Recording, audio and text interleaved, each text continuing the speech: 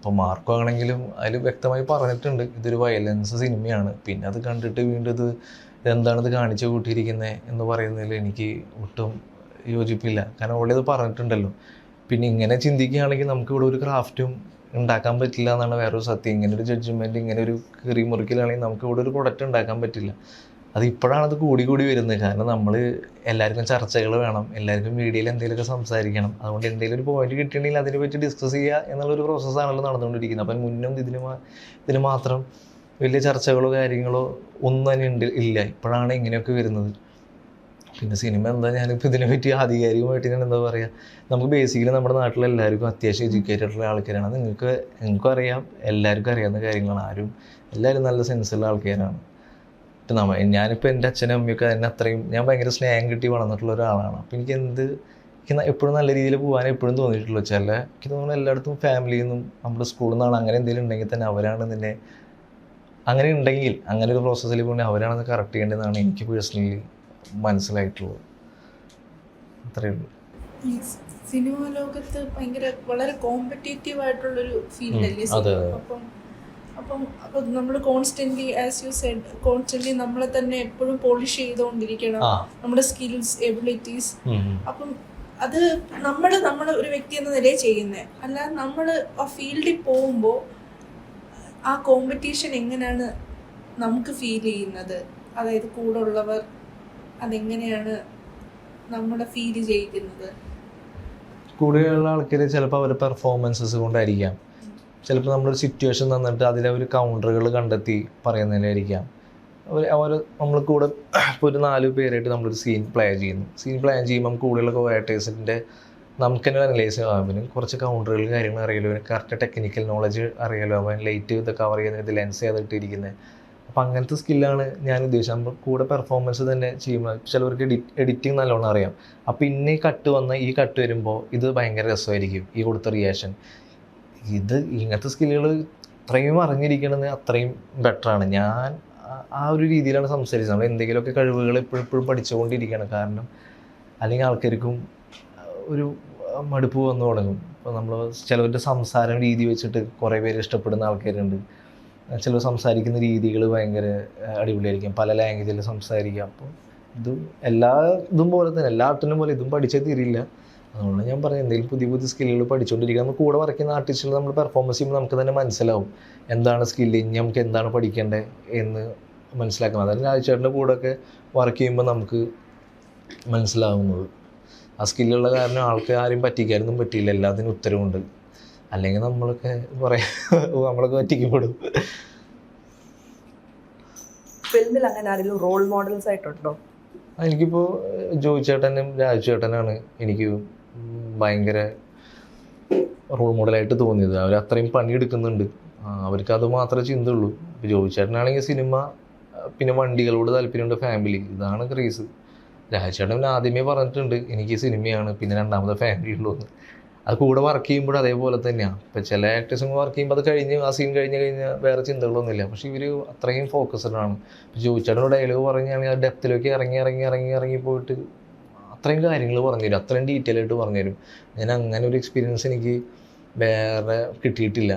അപ്പോൾ ഇവർ രണ്ടുപേരാണ് ഞാൻ റോൾ മോഡലായിട്ട് കാണുന്നത്. ഇങ്ങനെയൊക്കെ പണിയെടുത്താൽ മാത്രമേ ഇവിടെ കുറച്ച് വർഷമെങ്കിലും പിടിച്ചു നിൽക്കാൻ പറ്റുള്ളൂ എന്ന് മനസ്സിലാക്കി തന്ന രണ്ടാളാണ് ജോയി ചേട്ടനും രാജു.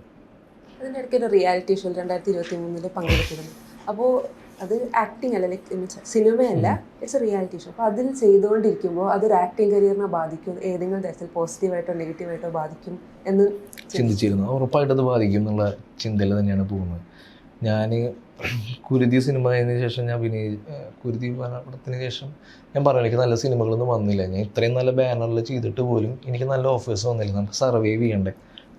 ഞാൻ അങ്ങോട്ടാണ് പലപ്പോഴും ഈ പടം ഇറങ്ങിയെക്കാട്ടും മുന്നേ തന്നെ അങ്ങോട്ട് ചാൻസുകൾ ചോദിക്കുന്നുണ്ട്. അപ്പോൾ അപ്പോഴെൻ്റെ ആദ്യ സിനിമ ഇറങ്ങിയിട്ടില്ല, കുരുതി സംഭവിച്ചു. പിന്നെ ഉപചാരപൂർവ്വം കൊണ്ടാജിന് ഇറങ്ങി. എനിക്ക് എന്നിട്ട് പോലും നല്ല സിനിമകൾ വന്നില്ല, കുഞ്ഞു വേഷങ്ങളൊക്കെയാണ് വന്നത്. അപ്പോൾ നമ്മൾ ചില ഘട്ടത്തിൽ നമ്മുടെ സർവൈവർ പോയിന്റ് നിൽക്കും. നമുക്ക് സർവൈവ് ചെയ്യണം, പൈസ വേണം, മുന്നോട്ട് പോകണം, വീട്ടുകാരെ നോക്കണം. അങ്ങനെ ഒരു ഘട്ടം വന്നപ്പോഴാണ് എനിക്ക് ആ റിയാലിറ്റി ഷോയിൽ വന്ന് നല്ല ഓഫർ കിട്ടിയപ്പോൾ ഞാൻ പോയത്. അപ്പോൾ എനിക്കറിയാം ഓഫ് കോഴ്സ് എനിക്ക് എൻ്റെ കരിയർ ഉണ്ടാവില്ല. ഞാൻ ബേസിക്കലി ഒരു പ്രശ്നത്തിൽ ഇടപെടാത്ത ഒരാളാണ്. ഞാൻ അങ്ങനെ ഒരു പ്രശ്നത്തിൽ എനിക്ക് പറ്റിയ ഒരു പരിപാടിയില്ല. പക്ഷെ നമ്മൾ ഷോയ്ക്ക് വേണ്ടി കുറച്ച് കാര്യങ്ങൾ സംസാരിക്കേണ്ടി വരും, എന്തെങ്കിലുമൊക്കെ പറയണ്ട, അല്ലെങ്കിലും പുറത്ത് പോകുമല്ലോ. എൻ്റെ ചിലപ്പോൾ തല്ലി കഴിഞ്ഞാൽ ഞാൻ ഒന്നുമില്ലടാ നീ പൊക്കോ എന്ന് പറയുന്ന ഒരാളായി. അപ്പം ഞാൻ ആ ഷോയിൽ പങ്കെടുക്കുമ്പോൾ എനിക്കറിയാം എൻ്റെ കരിയർ തീർന്നു. കാരണം അങ്ങനെ പൊതുവെ അതിന്ന് സിനിമകൾ വരാറില്ല. അതാണ് ഞാൻ അതിന് മുന്നേ കണ്ടിട്ടുള്ള ഒരു സിറ്റുവേഷൻ. പക്ഷെ എന്തോ ഭാഗ്യം കൊണ്ട് ആ പടം എനിക്ക് അവിടെ നിന്ന് ഇറങ്ങി ഞാൻ അവിടെ നിന്ന് പുറത്തായപ്പോൾ ഇനി എന്ത് ചെയ്യും എന്നറിയില്ല. ഞാൻ ഇപ്പോൾ ഇത്രയും ദിവസം നിന്ന് കുറച്ച് പേയ്മെൻറ്റ് കിട്ടും, അതൊക്കെ പോയല്ലോ, ഇനിയിപ്പോൾ എന്ത് ചെയ്യും എന്ന് നിൽക്കുന്ന പോയിൻ്റാണ് ജോയിച്ചേട്ടൻ വിളിക്കുന്നത്. ഞാൻ ഇതിൻ്റെ ഭയങ്കര ഫാനായിരുന്നു, ഞാൻ അതിന്നാണ് എന്നെ കാസ്റ്റ് ചെയ്തത്. അങ്ങനെയൊക്കെ റയറാണ്. അങ്ങനെ സിനിമകൾ കിട്ടുന്ന ആൾക്കാരുണ്ട്. പക്ഷെ ഇത്രയും വലിയ ബാനറിൽ ഇത്രയും നല്ല ക്യാരക്ടേഴ്സ്, ലീഡ് ക്യാരക്ടേഴ്സ്, അത് ഇത്രയും ഹിറ്റായി, അതൊക്കെ വലിയൊരു മാജിക്കാണ്. അതുകൊണ്ട് എല്ലാവരും പറയുന്ന പോലെ സിനിമ ഒരു മാജിക് തന്നെയാണ്. എനിക്കതിന് വ്യക്തമായിട്ട് ഉത്തരവില്ല. അതിപ്പോൾ വലിയൊരു ചോദ്യമാണ് ചോദിച്ചത്. എനിക്ക് നല്ല പേടിയുണ്ടായിരുന്നു ആ ഷോയിൽ പോകുമ്പോൾ. എനിക്കിനി സിനിമ കിട്ടില്ല എന്നുള്ള രീതിയിൽ. കാരണം ഓൾറെഡി സിനിമ ചെയ്തിട്ടാണ് അതിൻ്റെ ഉള്ളിലേക്ക് പോകുന്നത്. എനിക്ക് സിനിമ ചെയ്തിട്ട് ഇരിക്കുന്ന സമയത്ത് പോലും നല്ല അവസരങ്ങൾ വന്നില്ല. അപ്പം ഇനി അതിൻ്റെ ഉള്ളിൽ പോകുമ്പോൾ ഉറപ്പായിട്ടും ഇനി സിനിമകളെല്ലാം തേടിയെത്താൻ വഴിയില്ല എന്നുള്ള രീതിയിൽ തന്നെയായിരുന്നു. പക്ഷെ എന്തോ എൻ്റെ ഭാഗ്യം കൊണ്ട്, എന്തോ ഒരു ബ്ലെസ്സിങ് കൊണ്ട് അത് സംഭവിച്ചു. പഠനം പുറത്താണ്, കോയമ്പത്തൂരായിരുന്നു എന്ന് പറഞ്ഞു. അപ്പൊ നാട്ടിലും അവിടേക്കായിട്ട് ഒത്തിരി സുഹൃത്തുക്കൾ, അങ്ങനെ സുഹൃത്തുക്കളെയും സൂക്ഷിക്കുന്ന ഒരാളാണ്. അങ്ങനെ അയച്ചു തരും കൂട്ടുകാരൊക്കെ, ഇങ്ങനെ അയച്ച റീൽ മീമുകൾ വരും, ഇപ്പോൾ ട്രോൾ മീമുകൾ, ട്രോൾ കണ്ടന്റിൽ നമ്മുടെ ഇത് വരുമ്പോൾ അങ്ങനെ അയച്ചു തരുന്ന സുഹൃത്തുക്കൾ പിന്നെ ഇഷ്ടംപോലെ ഞാൻ സുഹൃത്തുക്കൾക്ക് ഭയങ്കരമായിട്ട് ഇമ്പോർട്ടൻസ് കൊടുക്കുന്ന ഒരാളാണ്. ഞാൻ കോയമ്പത്തൂരൊക്കെ പഠിച്ചതിന് എല്ലാ ജില്ലയിലും നമുക്ക് അതിനുള്ള ബന്ധങ്ങളും കാര്യങ്ങളൊക്കെ ഉണ്ട്. അപ്പോൾ ഇവർക്ക് എൻ്റെ ഒരു ഗ്രോത്ത് കാണുമ്പോൾ ഇവർക്ക് ഭയങ്കര ഞെട്ടലാണ്. ഇവ എന്താ അധികം സംസാരിക്കത്തില്ല. ഞാൻ പറഞ്ഞില്ല, കോളേജിൽ ഞാൻ ഇത്രയും തോറ്റിട്ടുള്ള ഒരാളാണ്. ടീച്ചർമാർ പഠിപ്പ് നിർത്തി പോകാൻ പറഞ്ഞ ആളാണ്, സാറുമാർ പറഞ്ഞിട്ടുള്ളതാണ്. 35 അരിയറൊക്കെ കിട്ടി. അങ്ങനെ ഇപ്പോൾ എല്ലാവർക്കും ഭയങ്കര ഷോക്കാണ്. സാഗർ ഇങ്ങനെയൊക്കെ ചെയ്യുന്നുള്ള കാര്യത്തിൽ ഒരു അത്ഭുതമാണ്. അതെൻ്റെ സ്കൂളിൽ പഠിക്കുന്ന എൻ്റെ കൂടെയുള്ള സുഹൃത്തുക്കൾക്കും അങ്ങനെ തന്നെയാണ്. എനിക്ക് എൻ്റെ ലൈഫിൽ എന്ത് പറ്റില്ല എന്ന് പറഞ്ഞിട്ടുള്ള കാര്യം എനിക്ക് ഭയങ്കര പ്രശ്നമാണ്. എനിക്ക് എന്ത് പറ്റില്ല എന്ന് പറഞ്ഞാൽ എനിക്കത് പ്രൂവ് ചെയ്യാണ്ട് ഒരു രക്ഷയില്ല. അതുകൊണ്ട് എൻ്റെ കൂടെയുള്ള സുഹൃത്തുക്കളും ഭയങ്കര ഹാപ്പിയാണ്. അവർ എല്ലാ കാര്യങ്ങളൊക്കെ എനിക്ക് അയച്ചു തരികയും ചെയ്യും കാണുമ്പോഴൊക്കെ. ഈ ഇതൊക്കെ പറഞ്ഞല്ലോ, മറ്റേ ഒരു പൊരുതി കഴിഞ്ഞിട്ടും നല്ല റോൾസ് ഒന്നും വന്നില്ല. അപ്പൊ ഈ കോയമ്പത്തൂരൊക്കെ പഠിച്ച സ്ഥിതിക്ക് തമിഴിലൊക്കെ വല്ല ചാൻസ് നോക്കാനോ അങ്ങനെയൊക്കെ ആലോചിച്ചിട്ടുണ്ട്? ഞാൻ പറഞ്ഞല്ലോ, ഞാൻ ഈ തട്ടിമുടി വന്നേക്കാട്ടും എനിക്ക് ഓസ്ട്രേലിയക്ക് ഒരു വിസ വന്നു. അതൊരു 18 മാസത്തെ വർക്ക് വിസ ആയിരുന്നു. അപ്പോൾ അവിടെ ഓസ്ട്രേലിയയിലൊക്കെ ഒരുപാട് തിയേറ്റർ ഉണ്ടെന്ന് കേട്ടിട്ടുണ്ട്. അപ്പം ഞാൻ അവിടെ പോയി ഈ ജോലി ചെയ്തിട്ട് പിന്നെ അവിടെ തിയേറ്ററൊക്കെ ചെയ്ത് ഹോളിവുഡ് പടത്തിലൊക്കെ കയറുന്നത് വെറുതെ മണ്ടത്തരമായിട്ടുള്ള ചിന്തകളൊക്കെ ആയിരുന്നു. ആ രീതിയിലൊക്കെയാണ് ചിന്തിച്ച് പോയിട്ടുള്ളത്. ഇപ്പോൾ തമിഴിൻ്റെ കേസ് അന്നൊക്കെ അങ്ങനെയൊക്കെ ഭയങ്കരമായിട്ട് ചിന്തയ്ക്കൊന്നും കുറവില്ല. ഇപ്പോൾ ഇത് ഒന്നുകൂടി പറഞ്ഞപ്പോൾ ഇപ്പോൾ ഇരുന്ന് ചിന്തിക്കുകയാണ്, ശരിയാണല്ലോ എന്നുള്ള രീതിയിൽ. പക്ഷെ ഇപ്പോൾ ഈ സിനിമ ഇറങ്ങിയപ്പോൾ പലയിടത്തുനിന്ന് അങ്ങനെ കോളുകൾ വരുന്നുണ്ട്. അവിടെയാണ് കുറച്ചുകൂടി ഇങ്ങനത്തെ ക്യാരക്ടേഴ്സിന് കുറച്ചുകൂടി ഇഷ്ടം കൂടുതലാണ്. അവർ ഭയങ്കരമായിട്ട് സെലിബ്രേറ്റ് ചെയ്യുന്നുണ്ട്. കേട്ടേക്ക് അവിടെ നിന്നും കർണാടകയിൽ നിന്നും തമിഴിൽ നിന്നും ഒക്കെ ഇങ്ങനെ ഫാൻസ് കോൾ വരാറുണ്ട്. ഡിസ്കഷൻ നടക്കുന്നുണ്ട്.